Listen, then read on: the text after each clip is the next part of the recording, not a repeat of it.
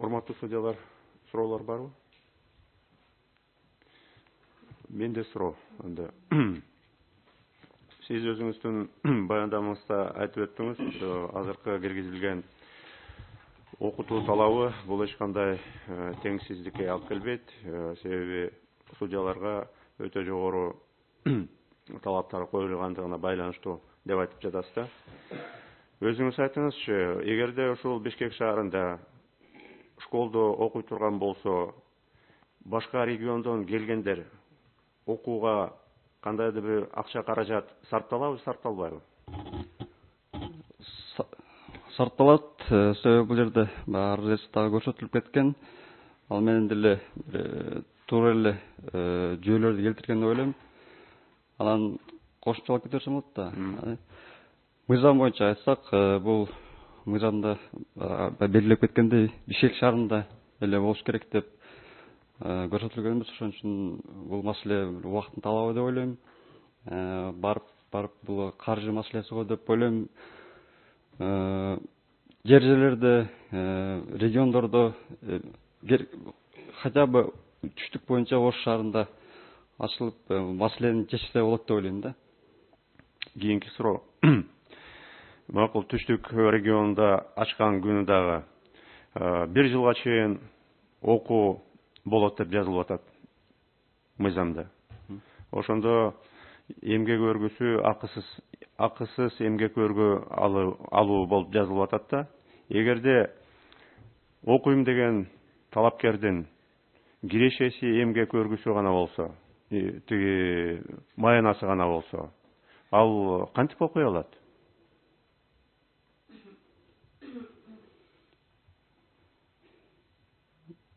Бул жерде материалдык жактан кемсинтүү болгон жокпу мыйзамда? Мыйзамда чынын айтканда, эгерде башынан ала турган болсок, бул судьялык кесипке 5 жылдык юридикалык окуу талап кылынат деген боюнча аны карасак, ал деле материалдык жактан деп эстесек болот да. Себеби 5 жыл айыл жергесинде жашоосу үчүн 5 жыл шаарда окуп билим алуу ал деле материалдык жакка барып такалат, чынын айтканда. Бул эми кошумча 1 жылдык талап 1 жылдык окууну талап кылган норма бул судьялык кесиптин баягы өзгөчөлүгүнө байланыштуу. Судья болуп шайлангандан кийинки эле анын чыгарган актылары же жалпы эле ушу анын баягы качествосуна чыгарган актыларын таасир этет деп ойлойм да. Сиз эки нерсени алмаштырып жаткан жоксузбу? Орто окуу жайын бүткөндөн кийин жогорку окуу жайга окуу бул ата-эне каржылайт. Сот болуу үчүн 30 жашка чыгыш керек. 30 жашка чыгып калган жарандар, алар үй бүлө күтүп, мүмкүн балалуу болуп калгандар болот. Иштеп аткандар болот. Эгерде иштеп аткан болсо, кайра жардам ата-энесинен сураш керек деген маанайда айтып жатасызбы, же кандай түшүнсөк болот? Сиздин негиздемени.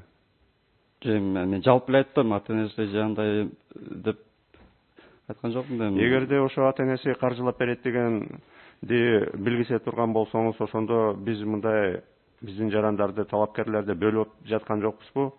Ата-энеси капчыктуу менен ата-энеси капчыгы тайкылар.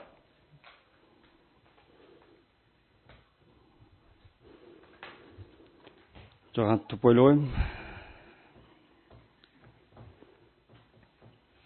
Урматтуу коллегалар, жерге бериңиз бериңиз. Мунарбек Ерматович, мына сиз жогоруда төрага белгилегендей, бул өтүнүчүңүздө кайрылуучунун өтүнүчүн канааттандырылып калтыргыла деп суранып атасыз. Анан мындай суроо пайда болуп атат да. Мына ошо Бишкектин жанагы жогорку мектебинде биз жерде Бишкекте окугандар сертификат алып атат. Анан сертификат 3 жылга жарактуу. Сиздин оюңузча ошол сертификат алгандардын баарына окууну бүткөндөн кийин судьялык кызматка өтүү кепилдиги барбы? Кепилдиги жок. 3 жыл убакыттын ичинде өтүп кеткен болсо демек кепилдик жок. Ал сертификат сөзсүз түрдө судьялыкка шайланып кетүүсүнө кепилдик бербесе, анан кийин сиздин оюңузча ошол маселенин экинчи жагы жана талапкерлер өзүн өзү каржылап келип окуп атат. Бирок ошо мектепти өкмөт бюджет несебинен кармап, ошондо иштеген окутуучуларга, устаттарга акча төлөп, уюштуруу иштерине акча төлөп кармап атат бюджеттен. Ошол бюджеттен төлөнүп аткан акча каражаттар эгерде бүтүрүүчүлөр кепилдиги жок болсо, максаттуу кетип атат деп ойлойсузбу? Өзүн актап атабы ошол мамлекеттин кетип аткан каражаты? Эми кепилдик жөнүндө айтсам, биринчиден бул талапкерлер өз каалоосу менен окушат. Анан кийин кээ бир учурлар болушу мүмкүн. Бул окуп сертификат алгандан кийин ал судьяга баруудан баш тартып же ал кепилдикке айтпаш керек эмне такапчы. 3 жылдын ичинде менин оюмча биринчи мурдагы жылкы бүткөндөрдүн көпчүлүгү эле судьялык кызматка дайындалды деп ойлойм. Анан кийин окуп, ал ар кимдин өзүнүн каалоосу, окуп 3 жылдын ичинде мен айткандай аягына чейин барып тырышып, аракет кылып. Мен суроомду да эле конкреттештирип коеюнчу. Мен суроом конкреттүү токетер жери бюджеттик каржы өзүн актап атабы, жокпу ушул окууну уюштурганга кетип аткан чыгымдар? Сиздин оюңузча? Эми актап атат бир канчалык деңгээлде. Окутуп талапкерлерди канча 9 ай окутушат азыр. Алардын көпчүлүгү судьялык кызматка барышты. Алар, мен ойлойм, ошо кеткен акчанын актайт деп, себеби алар 9 айдын ичинде теориялык, практикалык окууларды өтүп, азыркы учурда мен жеке пикиримде 9 ай ошо окуп бүткөндөн кийинки жаңы судья болуп шайлангандын дальше иштеп кетишине кыйла жеңилдиктер сүрөт деп ойлойм. Жөн эле бир мен өзүм мисал келтирсем, юрист болуп иштеп жүрүп, анан процессуалдык мыйзамдар бар, материалдык, алардын чын айтканда бүгүн барып эле указ чыгып барып отуруп калгандан кийин иштеп кетиш кыйын, замат делечи. Бул мектеп көпчүлүк жагынан жардам берет деп ойлойм мен. Анда мындай да суроо келип атпайбы, кечиресиз. Эгерде ал сертификат кепилдик бербесе, бардыгы эле 100% судья боло албаса, кээ бирлери сиз айткандай өзү каалоосу менен айнып калса, же болбосо сынактан кийинки сынактардан өтпөй калса, үчү таттуу болот атпайбы? Анан берки сиздин оюңузча ушул окуунун уюштурулушунун принциби да туурабы? Мүмкүн андай айнып калгандарды, өтпөй калчуларды күн мурунтан эле отсев кылып коюп, баягы талапкерлер экзаменден өткөндөн кийин, анан судья болуп шайлангандан кийин ошолорду окутуу максатка ылайык беле, кандай дейсиз? Шайлангандан кийинки квалификациясын жогорулатуу боюнча по факту судья болгондорду эле окутса, мисалы. Болбой калгандарды эске албайлычы? Судья болгондорду эми ал ар бир жарандын өзүнүн укугу болуп атпайбы? Ким дальше судья болосунбу, аягына чейин аракет кыласыңбы деп аны эч ким тактабайт. Мен айтып кеткен ар кимдин өзүнүн укугу да. Кайсы этапта артка кайтат? Кичине башкача ракурста бердим эле суроону. Ошо окутууну уюштуруунун принциби өзү туурабы дегенчи. Судья боло электерди окуткан туурабы же судья болгондорду окуткан туурабы? Анда мындай айтайынчы. Судья болгондор деле квалификациясын жогорулатыш үчүн окуулар бар эми, ар кандай эле бардык эле мамлекеттик кызматчылар үчүнчү. Ал мен баягы жогоруда белгилеп кеткендей, болгонго чейин дагы бир сыйра жакшы даярдык жогорку билимдүү юристтер келип атат да. Биз принцибинде алар теориялык даярдыгы бар, практикадан өткөн даярдыгы бар адамдарды келип атат деп түшүнөбүз да. Менде суроо. Эми рахмат. Курмантай Абдиевич, бериңиз. Бул маселе Конституциялык палатанын өндүрүшүнө кабыл алынып, каралаарымызды билгенсиңер.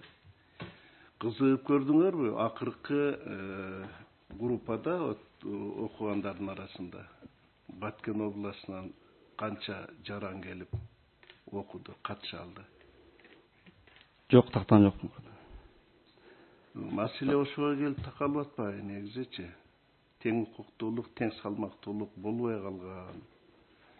Мына алыскы региондордон келип окуш өзү кыйын. Ошо менен алардын укугу чектелип калган деп. Кызыгып көрүш керек эле да. Бул Бишкек шаарында жашагандардын гана тиги кызыкчылык үчүн уюшулган окуудай сезилип атпайбы? Негизги максатыбыз ошол да. Мына азыр келип катышпай да атат кайрылган тарап. Каржыга байланыштуу. Каржы маселесине байланыштуу. Өзү кайрылып келип мындай процесске катышканга дагы мүмкүнчүлүгү болбой атат. Маселе козголгондон кийин ошону бир анализдеп көрүшүбүз керек эле да. Эмненин негизинде сиз каршы болуп атасыз азыр? Закон кабыл алынды, ал калыш керек деген эле максат болуп атабы? Кандай? Закон бар. Ошол тартип эле улана бериш керек деген максат болуп атат азыр. Курматович, бул мыйзамда тилекке каршы Бишкек шаарында гана өткөрүлүш деп аныкталып алган. Ошон үчүн менен кийин дагы жогорку соттун өкүлү сүйлөйт го дейм, ошол тактап берет го. Канча өкүл бар, чегересинен жамат экенден. Максат ошол эми жогорку кошумча талап эле койгончу. Рахмат. Менде да бир суроо бар. Айтыңызчы, мыйзамда жазылып атпайбы 5 жылга чейин окуу жүргүзүлөт деп. Ушу мамлекеттик кызматтарда же муниципалдык кызмат болобу, же жеке менчик мекемелерде болобу, ушу 1 жылга чейин отпуска бардыгына берет деген кепилдеп бере аласызбы? Ошол эле мисалы жогорку кеңеште же конституциялык палатада эгерде талапкер өтүп калган болсо. Окууга, мыйзамда каралып турбайбы? Жумуш ордун сактоо менен окугат деп. Ошо алар деле мыйзам талабына таашат. Отпуска берет деп кепилдик бере аласыз, Мисалы эгерде прокуратурадан, МВДден талапкерлер өтө турган болсо, ошолорго береби ошончо отпуск? Мен кепилдик бере албайм, бирок мен ойлойм, мыйзам талабын баары аткарат деп. Кызмат ордун сактоо менен.